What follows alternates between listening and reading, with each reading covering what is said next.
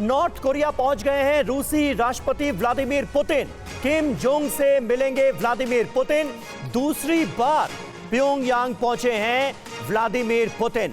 जो जानकारी इस वक्त ताजा अपडेट जो हमारे पास आ रही है उसके मुताबिक नॉर्थ कोरिया पहुंच गए हैं रूस के राष्ट्रपति व्लादिमीर पुतिन और 24 साल बाद यह पहला मौका है जब व्लादिमीर पुतिन पहुंचे हैं प्योंगयांग। ये तस्वीरें आप देखिए, व्लादिमीर पुतिन का प्लेन लैंड कर गया है प्योंगयांग में और पुतिन और किम जोंग की इस मुलाकात पर पूरी दुनिया की नजर है।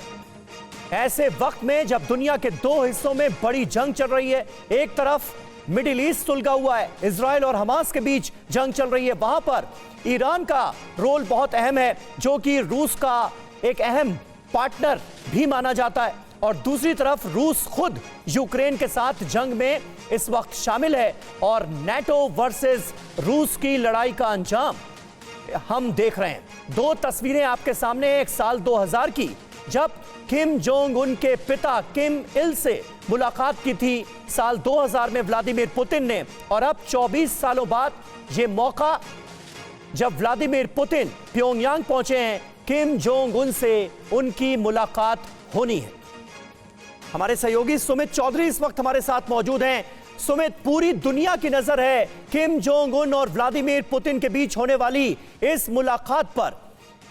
क्या एजेंडा नजर आ रहा है, क्या कुछ हो सकता है?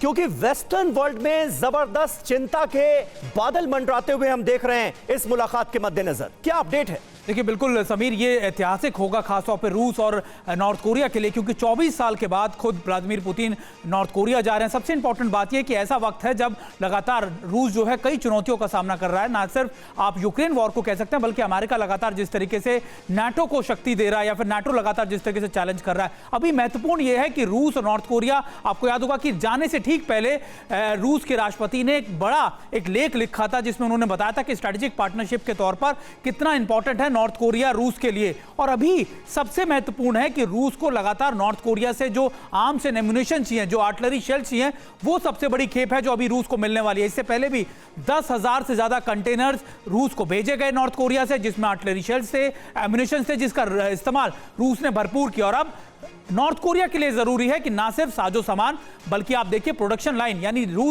नॉर्थ कोरिया ये चाहता है कि सबमरीन, आपके फाइटर एयरक्राफ्ट और दूसरे आर्म्स एंड एम्युनिशंस के लिए जो प्रोडक्शन लाइन स्टैब्लिश करनी है वो रूस स्टैब्लिश करके दे नॉर्थ कोरिया को। तो एक आपसी स्ट्रेटेजिक पार्टनरशिप दोनों देश चाहते हैं और ये इंपॉर्टेंट इसलिए भी है क्योंकि ऐसे वक्त में दोनों ही देश लगातार अमेरिका के लिए बड़ी चुनौती बने हुए हैं। अमेरिका को लगातार नॉर्थ कोरिया धमकाता रहता है, अपने लगातार टेस्ट करता रहता है। तो ऐसे वक्त में रूस और नॉर्थ कोरिया का ये क्लोजनेस, ये स्ट्रेटेजिक पार्टनरशिप एक बड़ी चुनौती होगी खासतौर पर वेस्टर्न वर्ल्ड के लिए।